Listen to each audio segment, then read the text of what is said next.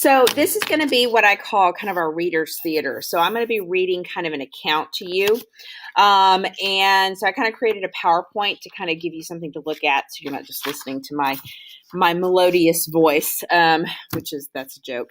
So this is going to be Bacon versus Berkeley, kind of set up a conversation that we're going to have on Tuesday.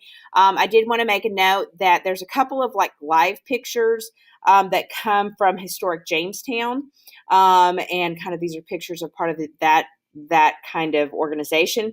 And then some of the others are just random Google searches, nothing too dramatic there. So this is the introduction. In the 17th century, class and racial lines were not yet hard and clear in colonial society.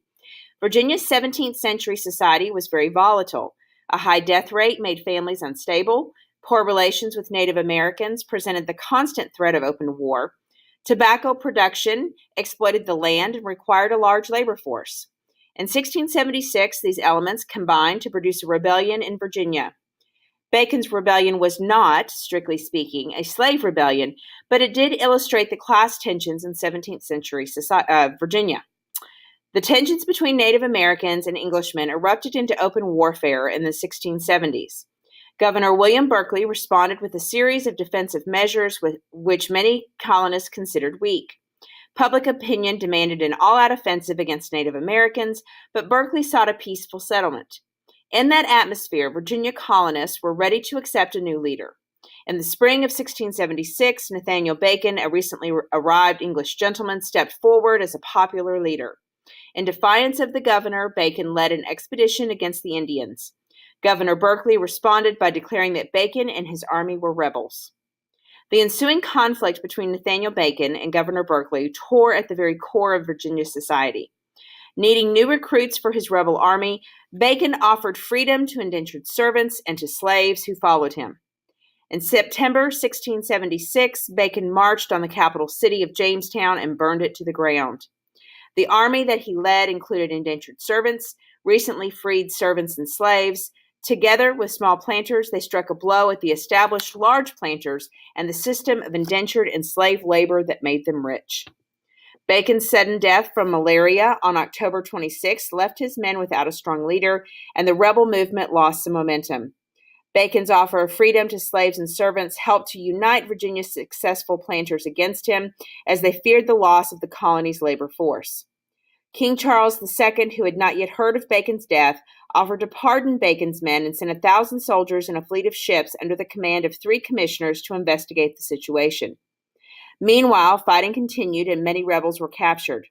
The few rebels who continued to fight were mostly leaders of the rebellion who suspected they would be hanged if captured, and slaves and servants who did not wish to be returned to servitude. By the end, 23 rebels had been hanged. When the commissioners sent by the king arrived in February, they concluded that Governor Berkeley had dealt too harshly with the rebels, hanging those who were captured instead of extending to them the king's pardon and looting their property without due process. Berkeley sailed to England to tell his side of the story and prevent his deposition as governor, but died of illness soon after arriving there. After the defeat of the small planters, servants, and slaves in Bacon's army, Virginia's large planters consolidated their position in the colony and society. During the last quarter of the 17th century, the House of Burgesses made it harder for slaves to gain their freedom, enslaved Native Americans captured during the rebellion, and placed new restrictions on free people of color. As the number of indentured servants declined after 1680, planters turned to a labor force of enslaved Africans and their descendants. By 1700, Virginia was a slave society instead of a society with slaves.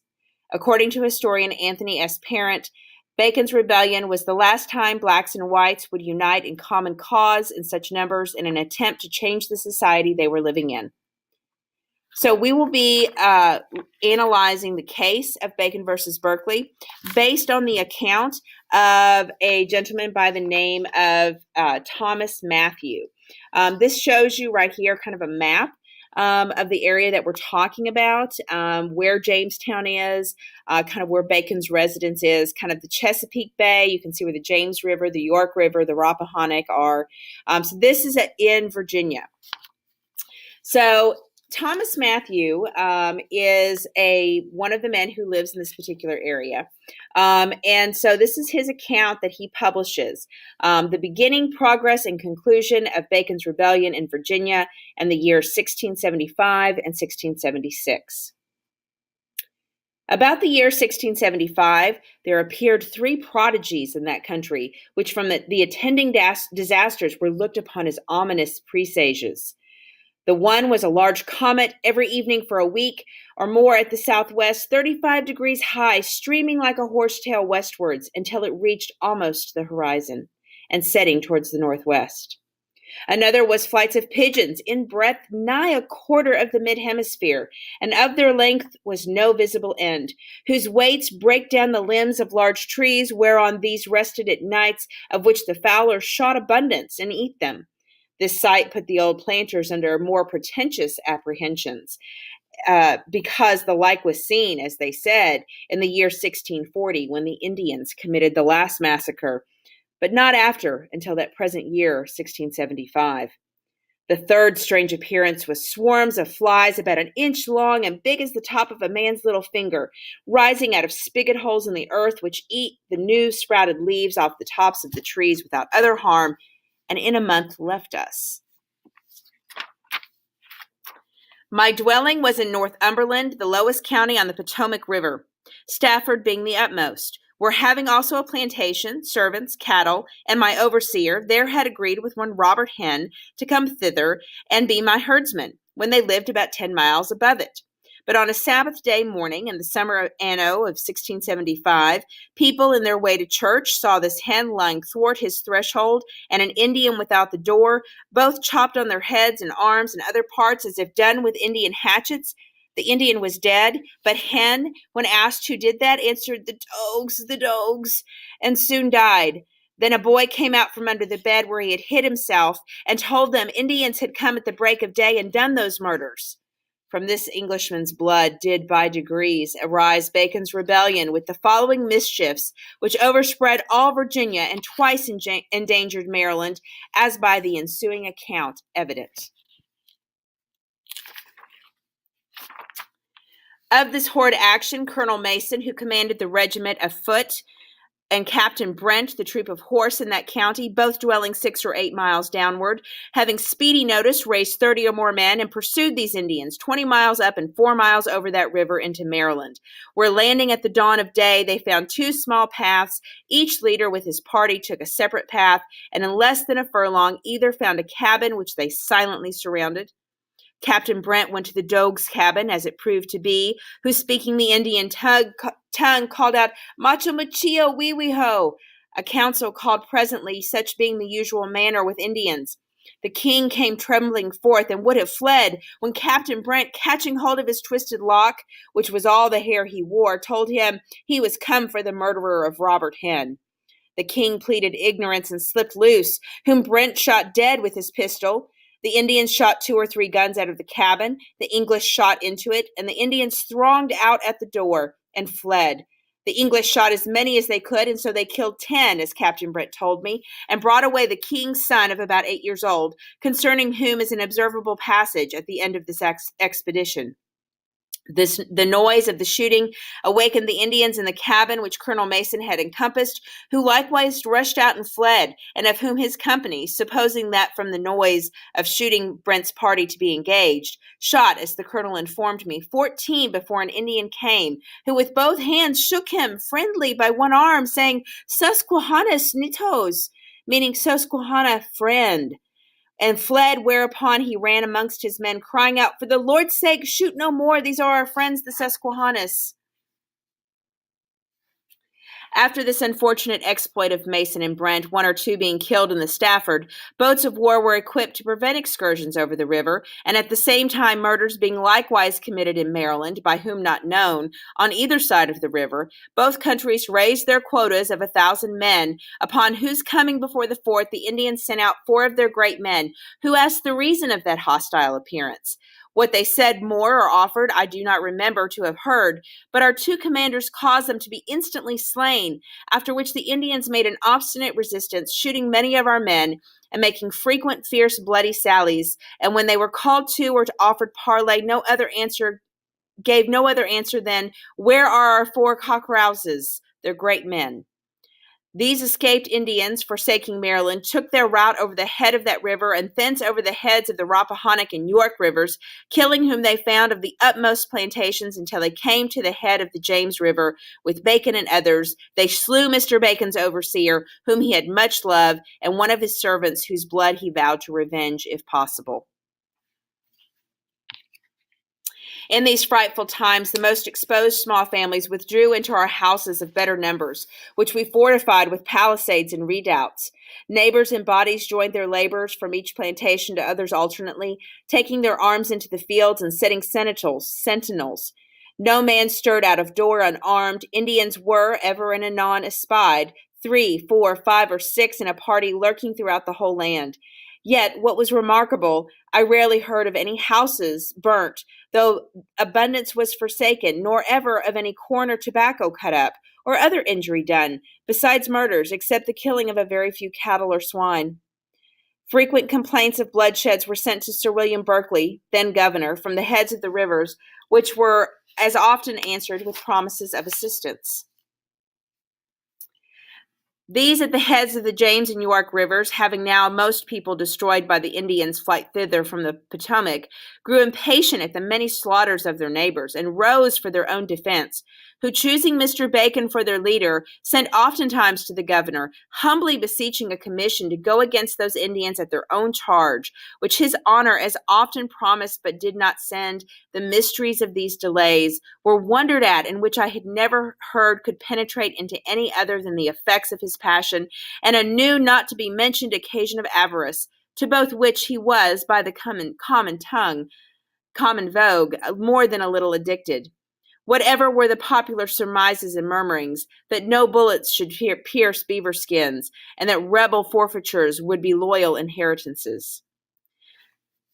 During these protractions, the people often slain, most or all officers in civil and military, with as many dwellers next as the heads of the rivers, as made up 300 men, taking Mr. Bacon for their commander, met and concerted together the danger of going without a commission on the one part, and the continual murders of their neighbors on the other part, not knowing whose or how many of their own turns might be next, and came to this resolution: to prepare themselves with necessaries for a march, but interim to send again for a commission, which if could or could not be obtained by a certain day, they would proceed commission or no commission.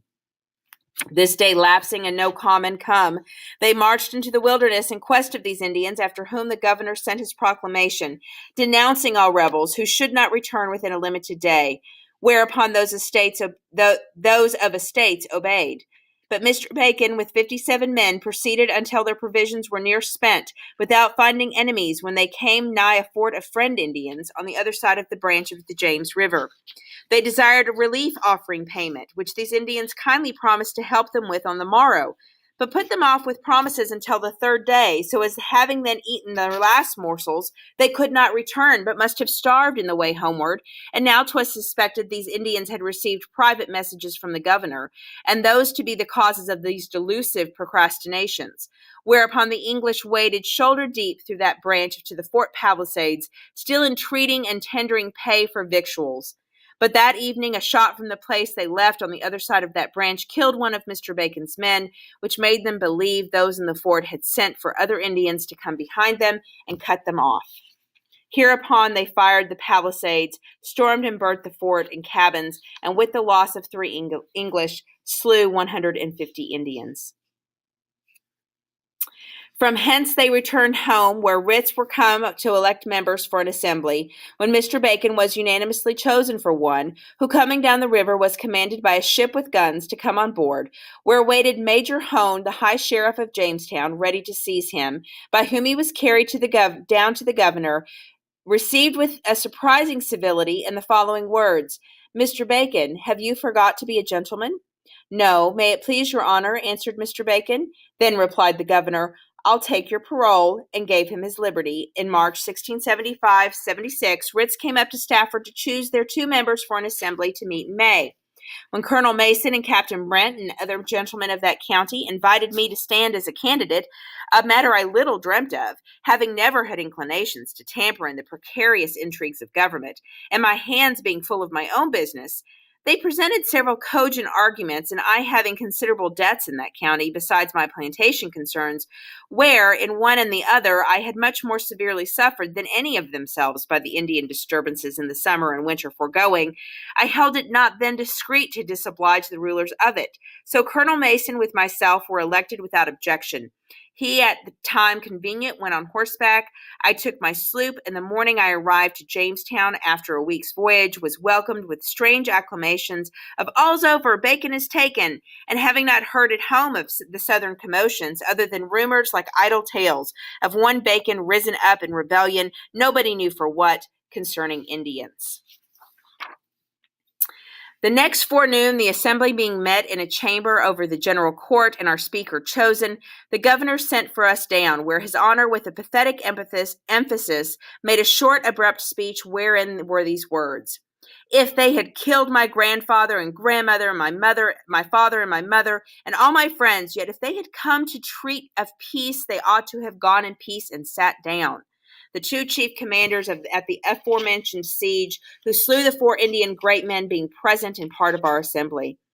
The governor stood up again and said, "If there be joy in the presence of the angels over one sinner that repenteth, there is joy now, for we have a penitent sinner come before us. Call Mr. Bacon."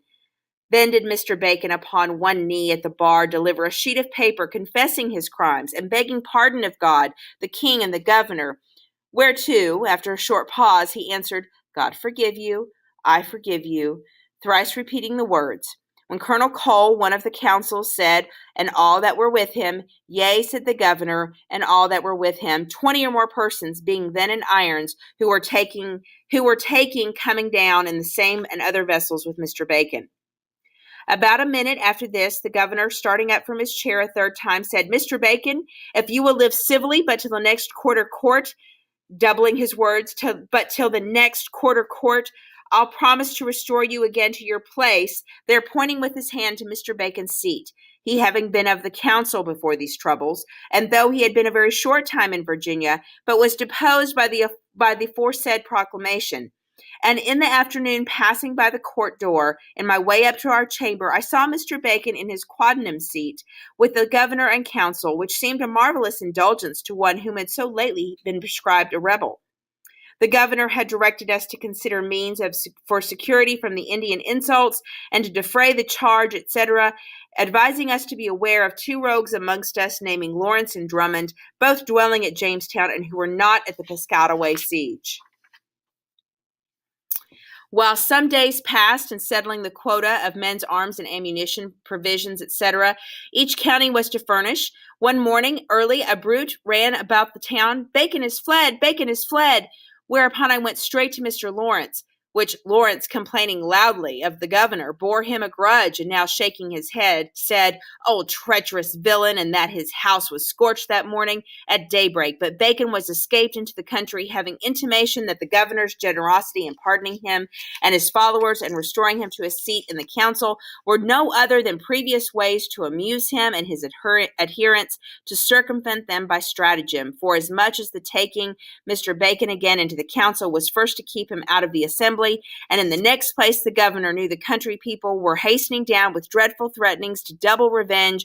All wrongs should be done to Mr. Bacon or his men, or whoever should have had the least hand in them. And also, after 3 or 4 days after Mr. Bacon first seized, I saw an abundance of men in town come thither from the heads of the rivers, who, finding him restored and his men at liberty, returned home satisfied.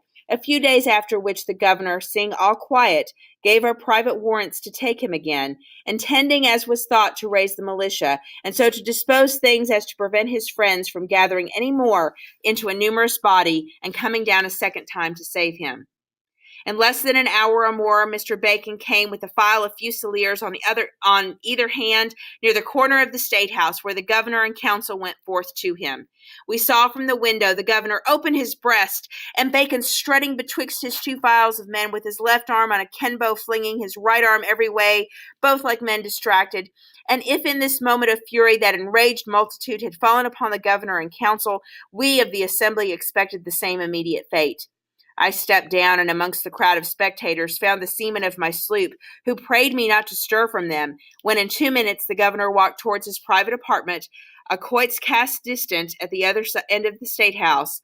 The gentlemen of the council following him, and after them walked Mr. Bacon, with outrageous postures of head, arms, body, and legs, often tossing his hand from his sword to his hat, and after him came a detachment of Fusiliers, muskets not being there in use, who with their cocks bent presented their fusils at a window of the assembly chamber filled with faces, repeating with menacing voices, "We will have it, we will have it."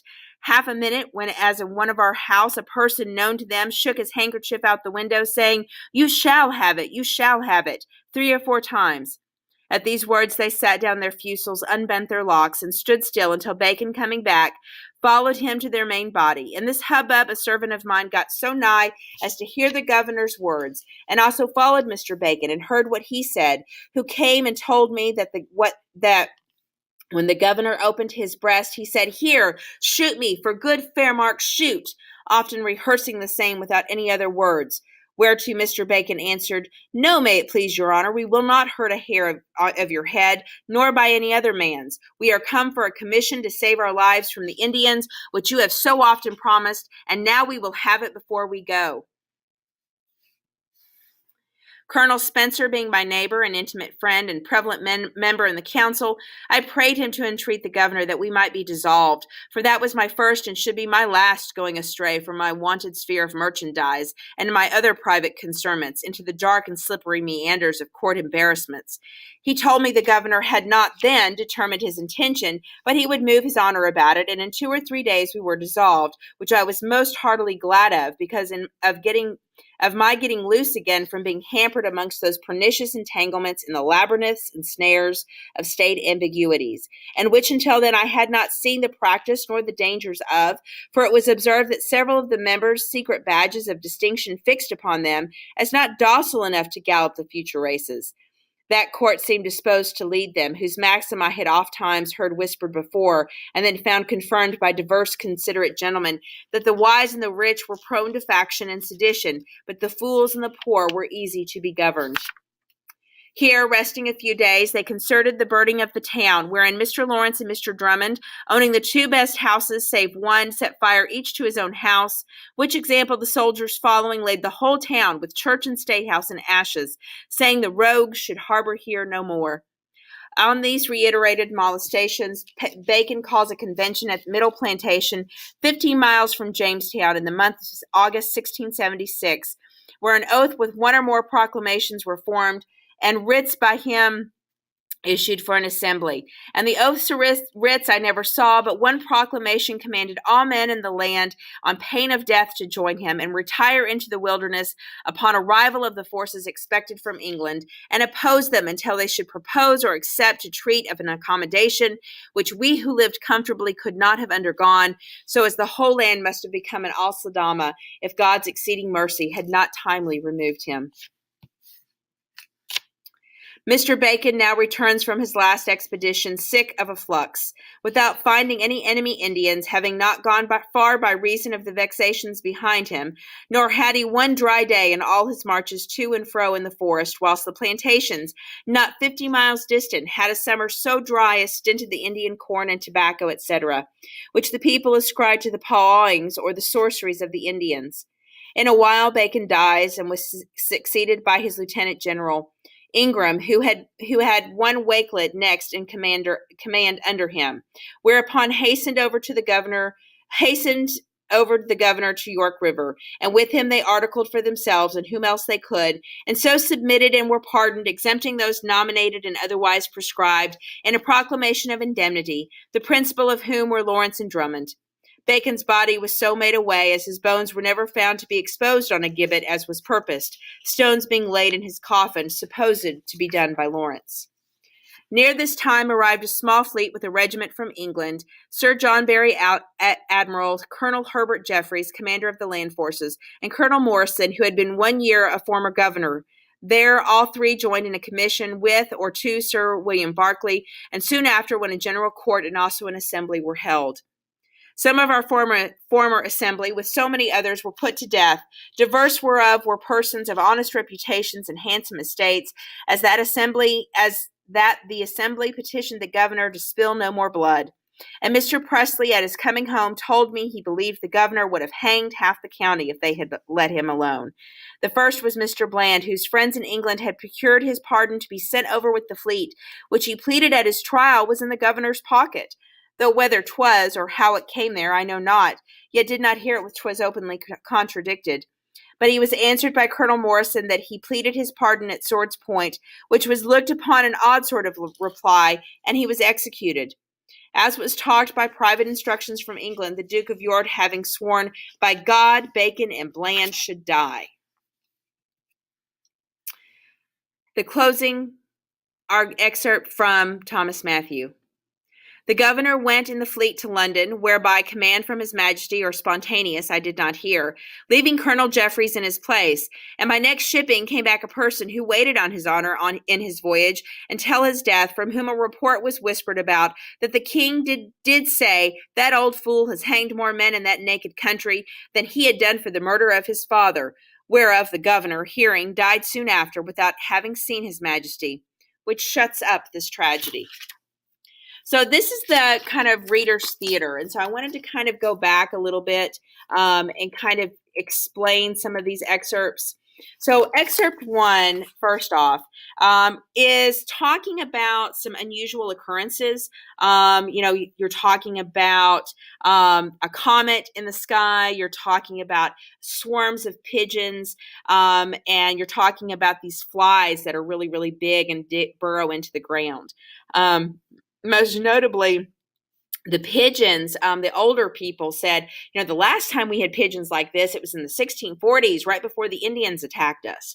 So this kind of sets us up that people in 1675 are feeling a little bit nervous. They're feeling a little bit stressed, and so something could happen. This right here kind of gives you an idea of the location.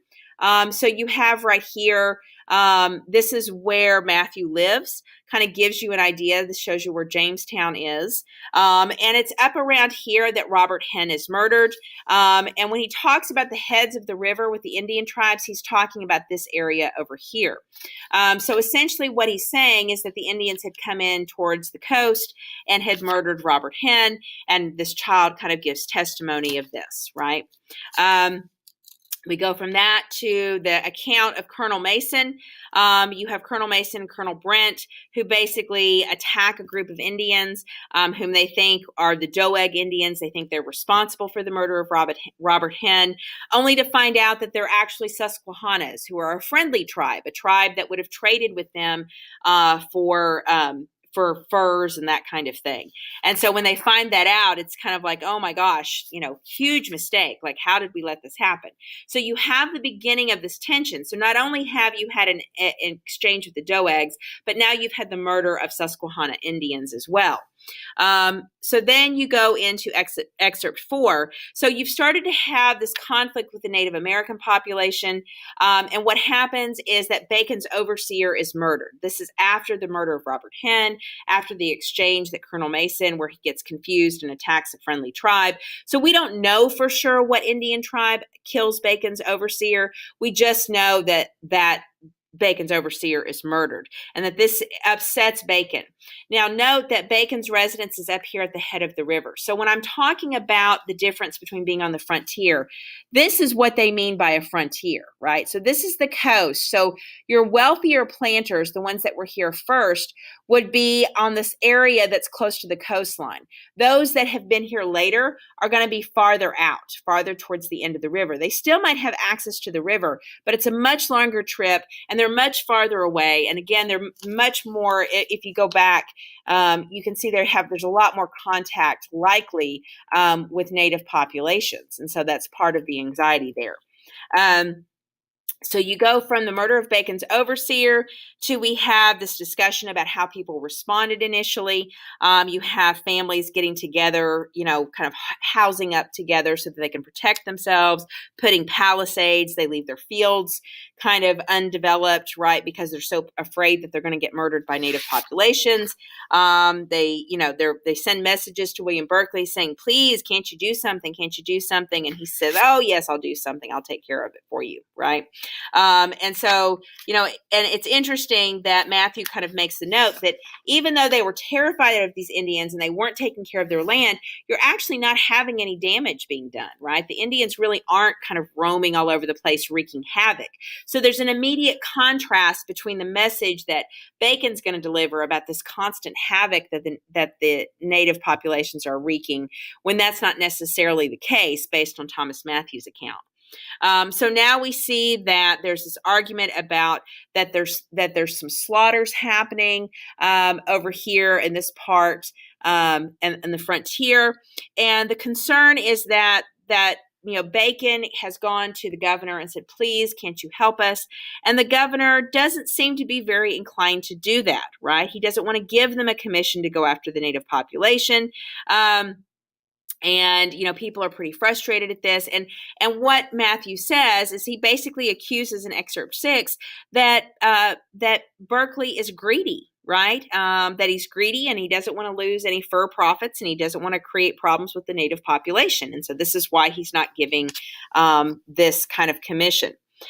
So then you have in Excerpt 7 and 8, you basically have Bacon and some men going off on their own to hunt down Indians without a commission. And ultimately, Berkeley kind of sends a message that says, if you guys keep doing this, you're going to be rebels. Bacon loses a bunch of men that have property. And what he's left with is essentially men that don't really have property, these indentured servants, former slaves, those kind of people. And so that's what he's left with doing. And they end up, being way out on the frontier. They go to an Indian tribe and say, please, can you give us food? And the accusation is that the Indian tribe has gotten a message from Berkeley not to help Bacon and his men. And so they end up having a fight, and Bacon and his men murder 150 Indians. You go from that back to Bacon. Basically on his way, he's coming back. Bacon was chosen as a representative for his particular area to go, and so he's on his way to Jamestown for this meeting of the assembly members, right? So we have this kind of representative government. You've got the governor's council, you've got the House of Burgesses, and so Bacon's been selected as a House of Burgesses. He's coming down, and he gets arrested for having been a rebel, for having stirred up problems with an indigenous population. And into this as well, you have Matthew saying that he was put up to be a member of the assembly, to be part of the House of Burgesses. And he has kind of this funny side note where he basically says, I've never dreamed of doing this. I would never have wanted to do this, but I felt like I had to because I have debts in the county and I owe these people. And these rich guys said, oh, why don't you go be in the House of Burgesses, right? And basically says, I didn't really know anything about what was going on. I'd heard a few rumors, but I really wasn't involved. And so what we know at the end of Excerpt 9 is that Bacon has been arrested and that Matthew has a legitimate reason to be in Jamestown. And this is what gives Matthew kind of his unique perspective. So then you have in Excerpt 10 and 11, you have an exchange between Bacon and Berkeley, where essentially Berkeley says, you should not have killed those Indians. That was a terrible thing to do. I would not have done that.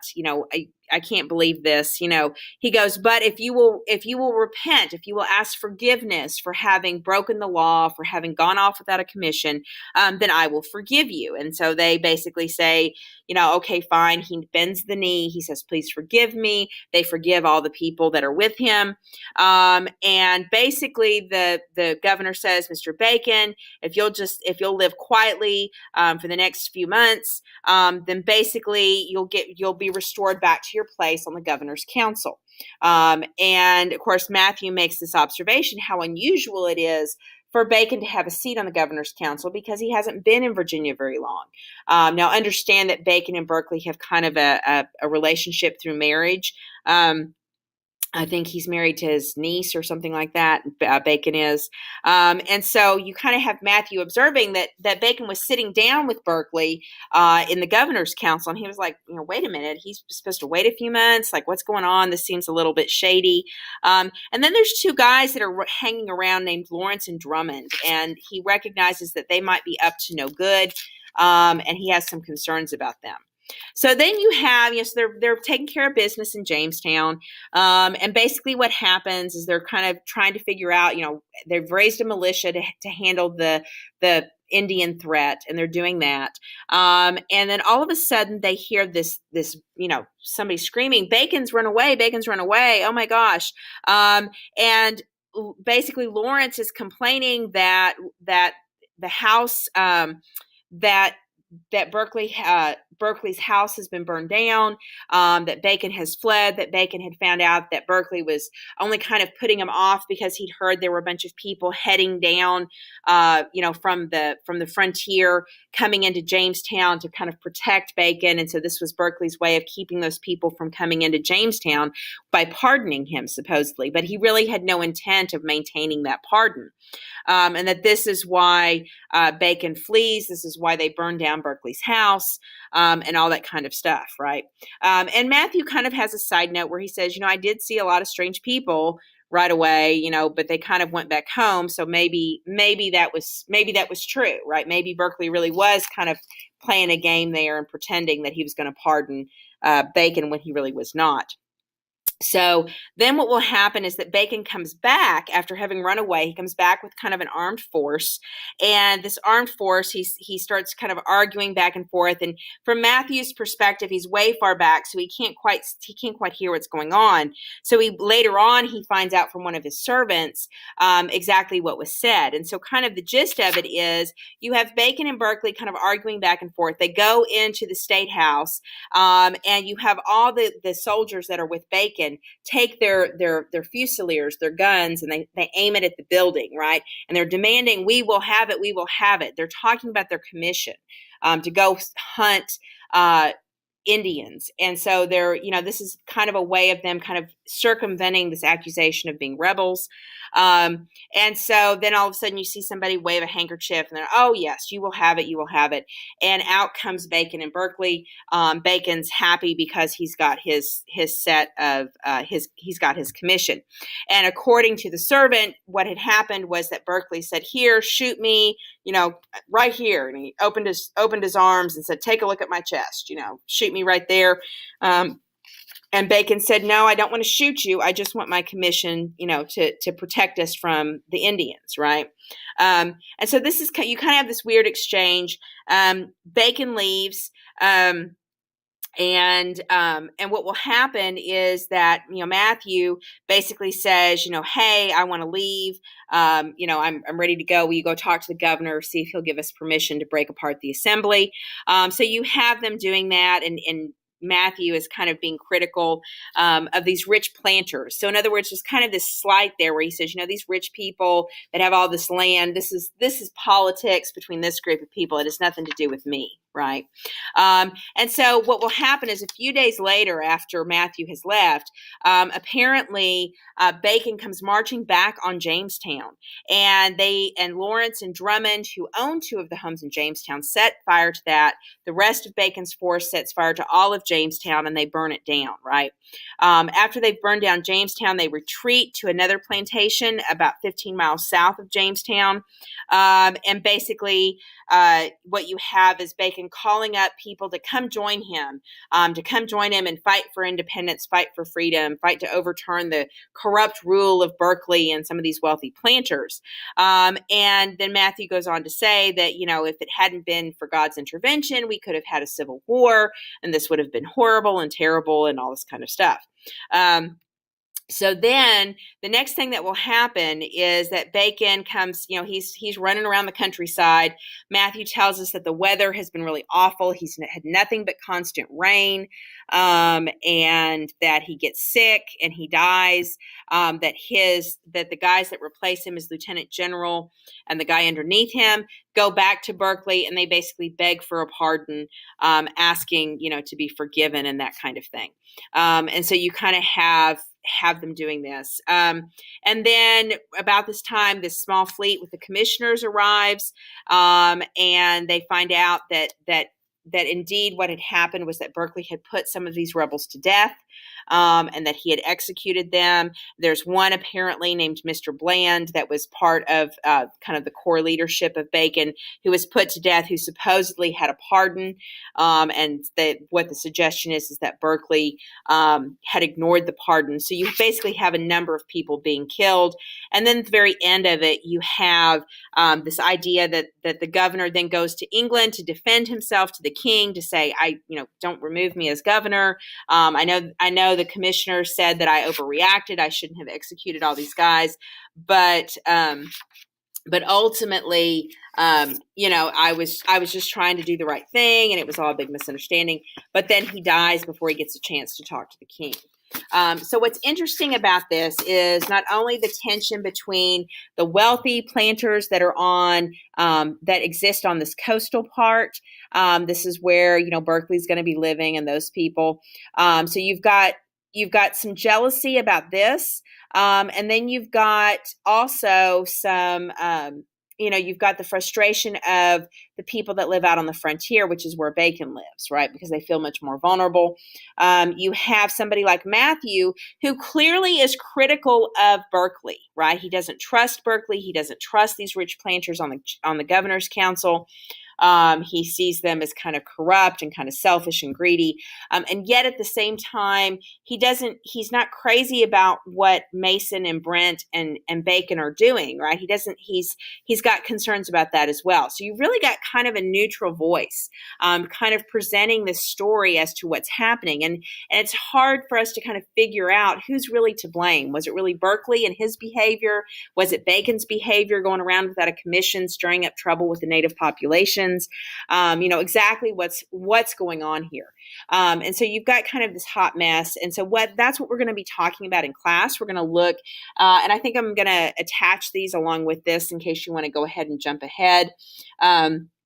So that you can read what Berkeley has to say, what Bacon has to say, and then we'll talk about this in class, and maybe have an interesting conversation about some of the politics of this period and some of the questions about land ownership and the relationship of people of different classes, as well as the relationship of race and the beginning of slavery as we really kind of come to know it in the United States.